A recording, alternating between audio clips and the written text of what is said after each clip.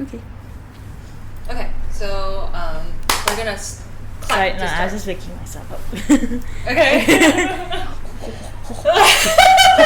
Oh, We're okay. doing this okay. after so long. This can be behind the Okay. scene. Hello, everybody. We are Ragtag. I'm Natasha, a software engineer, I'm Saloni, software engineer. And I'm Victoria, a solutions engineer. and together we are Ragtag. Today's episode will be all about mentorship. This was a topic that was kind of requested by a few viewers, especially those in the tech industry already, as well as outside as well, because I think mentorship is quite a generic topic that everybody thinks about in your own industries. So we decided to do this topic today on mentorship. So first off, I'll just kind of start off with kind of like a question for Saloni actually, because amongst three of us, you're the most experienced ones, and if I were to place it, I think both of us would likely be in the space of seeking mentors, where for you, I feel like people seek you for mentorship. So how has your experience been like? How would you describe your phase in life right now as a senior software engineer, and do people come to you for mentorship and advice? Okay, so personally, I've actually never had my own mentor, actually. But yes, I have been a mentor at certain programs like within our community, like Women Who Code had a mentorship program, Tech Ladies had a mentorship program. I was a mentor in those programs because I had like 5+ years experience already till then, and usually that's what I've been seeing, that the entry level software engineers would want a mentor with either a lot of experience, like 10+ years experience, or they actually also want someone with just a few more years ahead of them to also just see how they can just leap to that far. Yeah. So how it's been, I mean, it's not like people come up to me and like, oh, be my mentor. That doesn't I happen. thought people would like do that, because especially with you being the director of Women in Code, and then in your organization as well, and the different companies you've been in, I was actually wondering if people just come up to you and ask like, can you actually be my mentor? But you're saying it's not that No. explicit. No, I mean, I didn't have anyone come up to me saying that. If I was like a part of a mentorship program, then also no one had like special requests to have Saloni. But yeah, so it has been, I really love mentoring, but I mean, I don't see it as like mentoring, like, oh, reach where I am kind of thing. I see it as like, also want to see like what's happening in like a few years before, like the younger generation, like what's happening in the entry level right now. And definitely I do have some words of advice, like some things that I could have done better, or like some experiences that is kind of like a rite of passage that I would like to tell them that, oh, don't worry, or don't stress out about this, it happens and you can deal with it in a certain manner. So I do like to share my knowledge and my experience, so I like to do that. But yeah, so that's how I look at it. I definitely wouldn't ever tell my mentee that you have to do things in a certain way or something. It's like I always have an open mind that different people would have different ways of reaching some certain goals. I definitely only have this one track that I've taken, so I don't know what about the other tracks. I always tell them that this is my opinion, this is how I did it, this is what my experience taught me.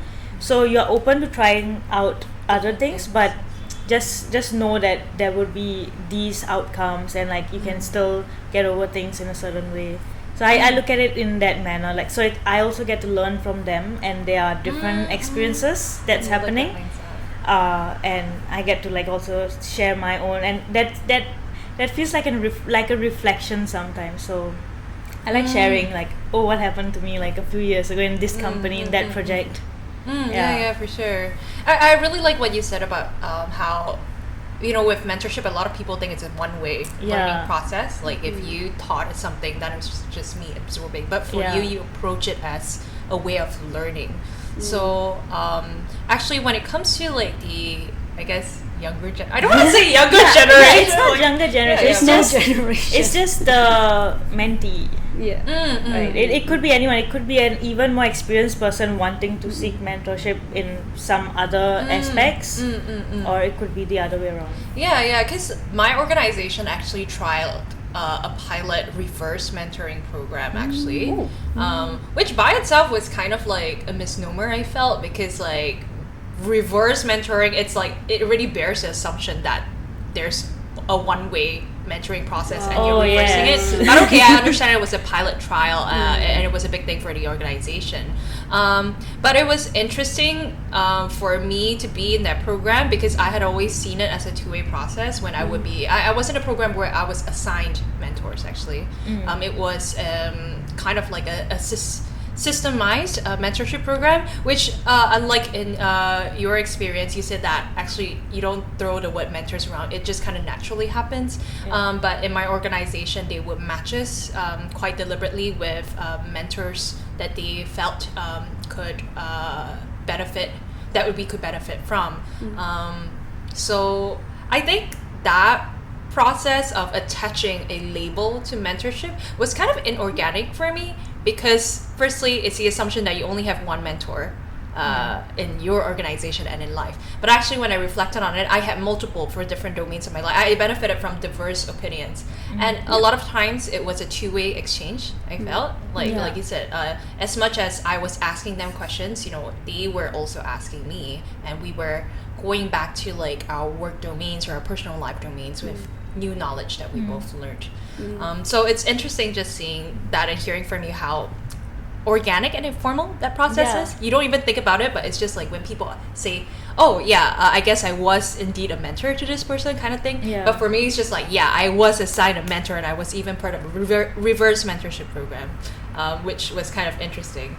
The follow-up question I have for this, like that was my experience as in a systemized mentorship program. But for Victoria, I was actually wondering, for you, people seek your mentorship for say technical blogging, as well as like your journey at venturing into software engineering, and now in solutions engineering. But for you, do you seek out mentors on your own? And how would you describe your phase of life and mentorship right now?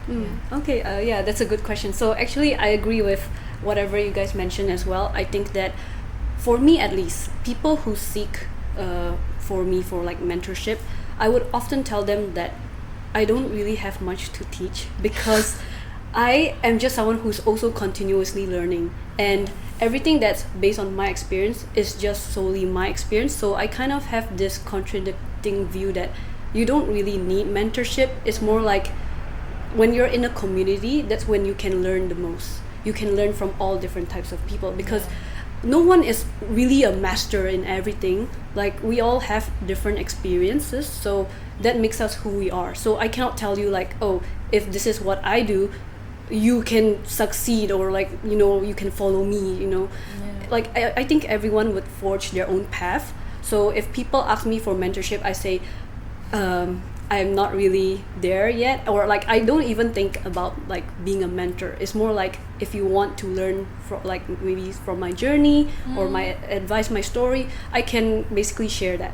So kind of like how Saloni mentioned about sharing knowledge, like I like to share my knowledge, and if you want to take that as something like, oh, that is a good reference for me to like maybe apply a little bit, there's some similarity there, then that's good. But I don't want to tell them like you said, right, like you have to do it this way, this is the only way. It's not opinionated, right? Definitely. And especially just during early days of my career when I was pivoting from finance into tech, that part is when I read a lot of blogs of like different people from different walks of life, how they also transition into tech. And I would say not a single person have the exact same story, and that makes a lot of sense, because no one would experience the same thing, no one would have the same skills from the beginning. So when people ask me, oh, how do you transition into tech, I say, yes, this is how I do it, but that does not mean that's the only way to do it.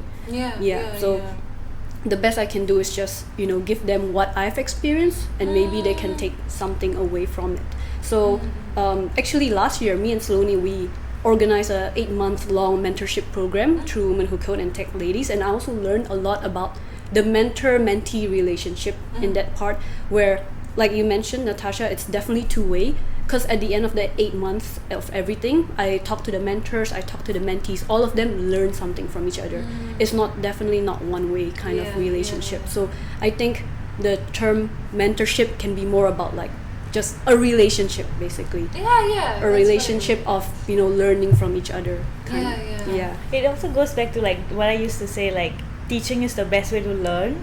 So like you are kind of teaching, like, oh, you can do it a certain way and this is why you should do it a certain way, and then you're also learning from that process, like, oh, this is what I learned, and reflect on it and things like that. So it's definitely two-way, like it's never one that's way. why I really just find myself sometimes immersed in like reading other people's blogs, because like they all just have such different experience that, like, sure, it might not be exactly my experience, but I just really like to hear them sharing that part, like how they overcome their own struggles, and just doing that is inspiring. So it's inspiring to me, and I hope to give back that inspiration as well, like through my own blogs. So I think overall the mentorship part is about taking from various sources, not just one, right? Exactly. And then learning like each part of them, they all have some wisdom to share, and then you learn from all of them. Something I think basically both of you both converge on sort of the same rhetoric, that even though you use the label mentorship, but it's really more about sharing knowledge, and more than just sharing just knowledge, it's I'm sharing my experience, and these are my opinions based on my perspective of whatever domain you're interested in. But you don't come with the mindset that you have to take my advice as is. In fact, like, definitely. don't, like, I'm just share. You want to emphasize that this is my personal experience, and both of you also insinuated that you should probably also look for other opinions as well. And in sort of like the mentee perspective, the obligation on the mentee in this case is to seek multiple mentors, seek multiple opinions. And I think it becomes more fun, right? When people are already in that process, they come to you as a mentor and you share your experience, and they come back with, oh yeah, actually I was talking to this other person and that experience sounds similar, or like, oh, they actually said this other thing. And that becomes like, it's no longer like a one-on-one mentor-mentee relationship. It's your experiences and your experiences talking to different people converging into one. And it's also not just like a single conversation. That's why with like the traditional systemized mentorship program, there's always like a cadence and frequency. With the Tech Ladies program, it was 8 months. But 8 months, it's not saying that the mentorship ends at 8 months.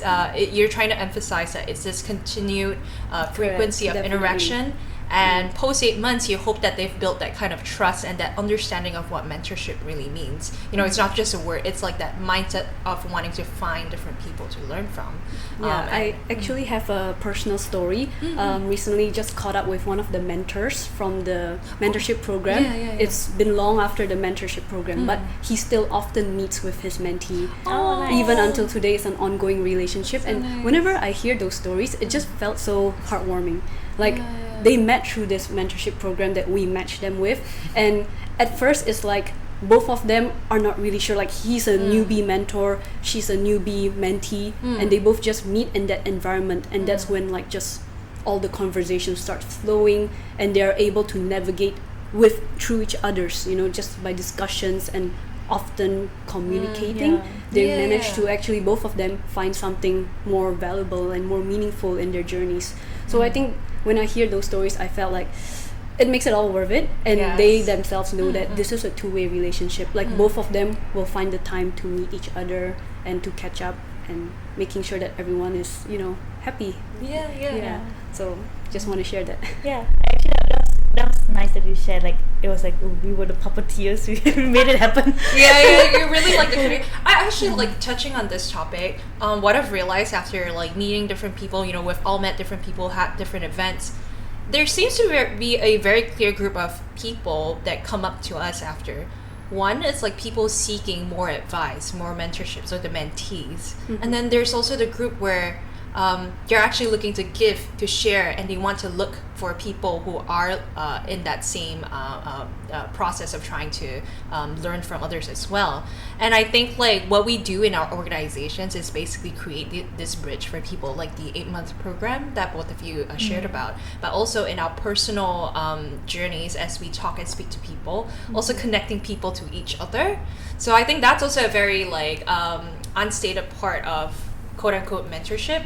It's also the people and the organizations that try to bridge this group of people who want to learn and this group of people who want to give, but in the process both learn and give together. And I think that's by itself is a very poetic and beautiful kind of thing, that it's so discreet, right? Like, you know, when you hear about these two people, the mentors and mentees meeting, even after the program, you know, you feel like, wow, I've actually done something. Perhaps to like the people in these programs, I'm sure like they're very thankful for the program itself, but you don't realize how much of an impact that you've had on somebody's lives until you know, you hear these stories, and I think that's really nice. Yeah. I do want to throw a curveball in this because I spoke with some people from different mentorship programs, including the one that we talked about, including my own like mentorship programs in my organization, and honestly, there were mentors I was matched with, or mentees other people have matched with. They just didn't click, and they did not follow from that mentorship program process. So I wanted to ask both of you. I guess this goes into like, what do you look for in when you want to learn from someone, when you're seeking a mentor or a mentee, and what do you not look out for? Where do you know that, okay, this is probably not going to work out? Have you had those experiences? Can I go first? Yeah, sure. Yeah. So basically, just based on my experiences, like through personal stories and also through this mentorship program that we organize, is that when we're matching mentees and mentors, we must make sure both of their goals aligned. And I do notice that some mentee and mentor relationship that actually fall apart is because they do not have the same goals, or they were not clear about each other's goals. So they become confused how to help, and then the mentee will be confused what to ask for help in. So when there's that confusion, there's just no clarity. Like, it's all a fog, and people just start like feeling like, oh, this is a waste of time, and then they decided not to communicate anymore. So usually it all boils down into both parties having clear objectives. What do they want out of this relationship? It might sound a bit transactional, like, you know, what do you want out of this relationship? But in a way or another, it is like the reason why they want to come together in the first place. So they do need to define the objectives clearly. And during our mentorship kickoff, we do mention some of like expectations, do's and don'ts of, you know, being in a mentorship. And one of the don'ts is, don't expect your mentor, like for the mentee's perspective, don't expect them to give you everything. Like give you, oh, here's the book of life, and you will be There's great. a curriculum, like what do you have to do? I think most mentees came in with that expectation that oh, my mentor's gonna help me do everything, or like they're gonna give me all these contacts, and I'm gonna be like super duper great at all this, like in my career, and I'm gonna just launch to like you know, a successful journey. But that's not the case. They also have to put in effort in their own part. And of course, all the mentor can do is give advice, guide, but they cannot give them the fish, you know. They only teach them how to fish. At the end of the day, it's all about also managing expectations. So knowing your objectives and managing expectations of each other. Yeah, like even the commitment levels, like some mentees and mentors, they don't align in their commitment levels. Some maybe want to meet more frequently than others. That can also cause some, you know, disagreement in general. But yeah, if Saloni want to add anything? I mean, definitely, like, it's because we are matching them. There would be some hiccups here and there. There were a few dropouts, and like people who didn't want that mentor, that mentee. But I think the end of it is like you have to know that you have to respect each other's time, and I think the respect is respect each other actually. But like, back to your question on like, what should we look out for, what shouldn't we look out for in our mentor? I was actually just reflecting, like, as we were conversing, that actually I myself didn't or don't have a mentor in my entire journey yet. And it might have been a bit deliberate, I think, in my case, because I used to fear that having a mentor would hold me too accountable, in the sense that what if like at that point I used to think that it would be one way, right? So I used to have a fear that it might be a bit too controlling, then that I would have to commit to a few things that they have to offer, and I have to follow that, and I have to meet certain goals in certain time, and I might not be able to go on my own trajectory or like explore things on my own. And I also wasn't sure what do I want exactly, like a couple of years ago. Even now, I mean, I can't say I know what exactly I want. So I kind of liked that I'm still searching and trying to pave my own path here and there. Not to say that I don't have mentors at all. I do have, like you mentioned, pseudo mentors, like in tech influencers. Like I follow a few influencers where I do have the thing that I want to be like them, like influence in tech, have like a following of myself, things like. So I look out for these kind of people, and I try to follow their path, whatever they're showing on social media, and I'll support them even. So I actually like buy merchandise and like causes of these people who really do good in like. There's this one influencer I follow. She's from India, so she's Kirti Perswani. She started off with like doing tech influencing, and she'll also bring her own personality onto that space. And now she started teaching like DSA and system design courses. What's DSA again? Data structures and algorithms. Oh, okay. I don't know why I was thinking direct school admission. No, data structures. I'm really That stupid we with clarified. acronyms. Actually, we should good. always clarify. It's for our audience as well. Yeah, yeah. Data structures and algorithms and system design. She's a software developer. And then I signed up for one of her course, and it was so good. Like her way of teaching is so good. So that even if I actually want to encourage others to get her course, because I think she's so good and she deserves people to follow her and get her course and like go to even higher. So she's kind of like she doesn't know she's a mentor to me, but she could be in that aspect that she does give her advice on her channels as well. So I do follow a few people and like follow certain traits of theirs that I would like to also incorporate. So in that way, I have pseudo mentors. They don't know they are my mentors, but they're there. And so like I don't want one person to be accountable, and I fear that a little bit. So I wouldn't actively go out there and seek a mentor like that. But I would appreciate talking to people. Yes. Not at a mentor position, but like please do share your experiences or like what advice do you have to give, and not have the thinking that I would heed to your advice or something. Right. Yeah. No, actually, like we keep coming to the same conclusion. It's that I think the word mentorship is way too singular. Yeah. It's too one way, and we all didn't really vibe with that way of learning through people. But we've all been kind of in our own way, seeking our own people to learn from, picking our own people to learn from, also sharing knowledge, and not really picking our mentees, but also through conversations realizing that we share knowledge organically. And I like what you said, it's basically just a relationship. It's just a friendship, it's just a relationship.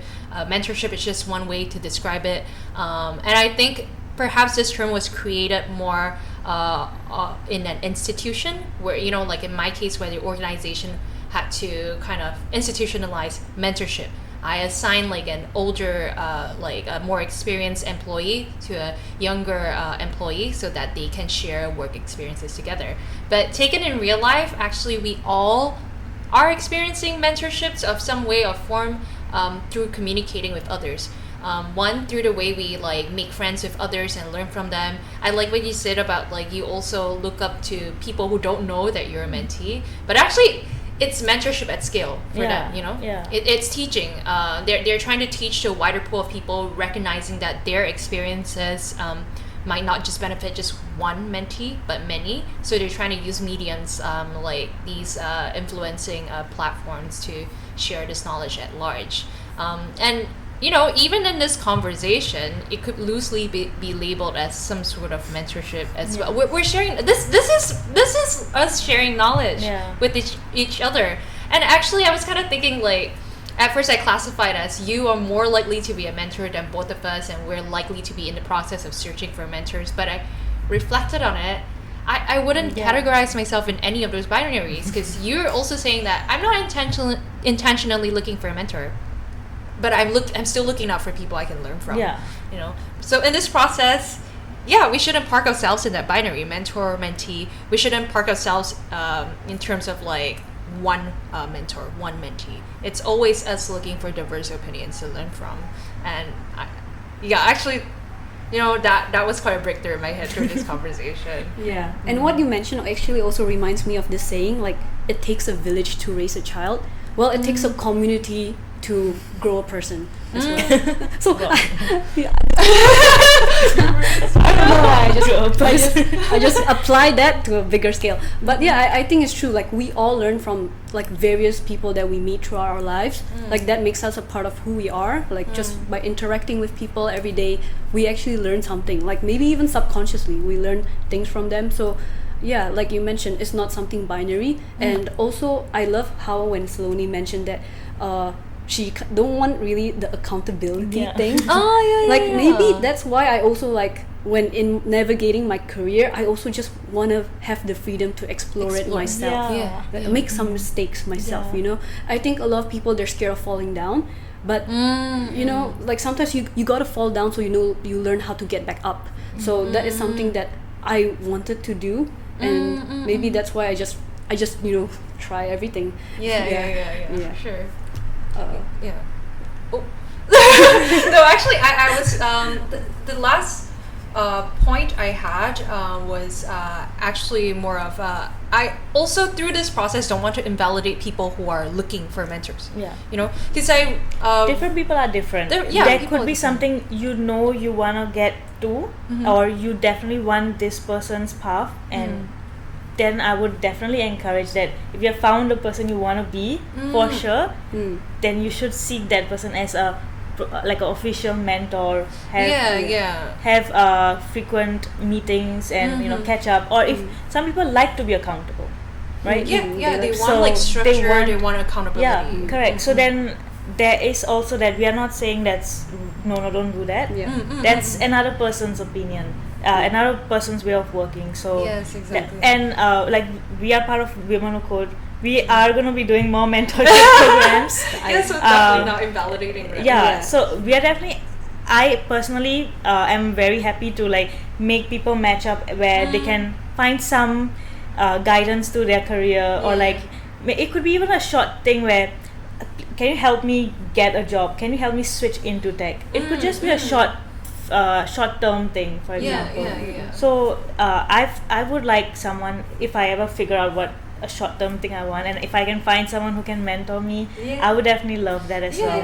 And in a way, it's more of like, we acknowledge our privileged circumstance that, you know, our personalities have allowed us to be more exploratory in nature and to see the world in this way. We're in communities where we're exposed to many people that we can learn from, but a lot of people don't start from that same landing point, and that's why we create these programs to start them off with like, you talk to this person and you talk to this person, because a lot of people can't even take that first step because of their external circumstances, because of the way that they've been brought up, so many different reasons. But I think how we see the mentorship program is, or like any mentorship program that we're in, it's more of, we give you the starting point, here's like one mentor, but we hope that people will eventually come to their own conclusion that, wait, I don't have to just stick to this one mentor. Wait, there's also this other person. That's why it's a mentorship program, right? You're also showing that, look, these are all the different people you could learn from. For now, you can start with this one person, but you can talk to this other one. You can talk to this other one,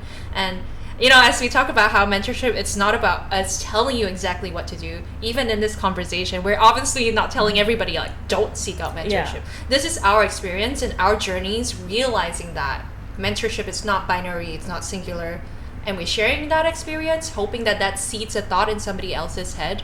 But we're also not prescribing it, because we know everybody's experiences are different. Definitely. And just to add on to that, like, everyone's journey is different. So some people, mentorship is just a part of that journey. So even if someone is still in their exploratory kind of stage, they might seek out mentorship just so that they can get exposed to like that area of tech and like realize That- maybe that's not for them, maybe that is for them. So it really depends, like you mentioned, on their personality and what they want from the mentorship program. And that's why, once again, I emphasize, like, if you are seeking mentorship, then you need to be clear, like, what do you want out of the mentorship, so that you don't feel lost during the whole process, the whole program. In fact, so it can be for anyone, and it's just something that we have to try. Exactly. Yeah, you wouldn't know unless you try it out. So definitely try things. Yeah, for sure. Well, I think that was a really beautiful conclusion to this topic. I actually didn't realize we would come to this point in the sense That was where interesting. we started with like mentorship because a lot of people like requested for it, but then realizing that our own views on mentorship is convergent amongst us, but also acknowledging that like that's not a view that anybody needs to have also.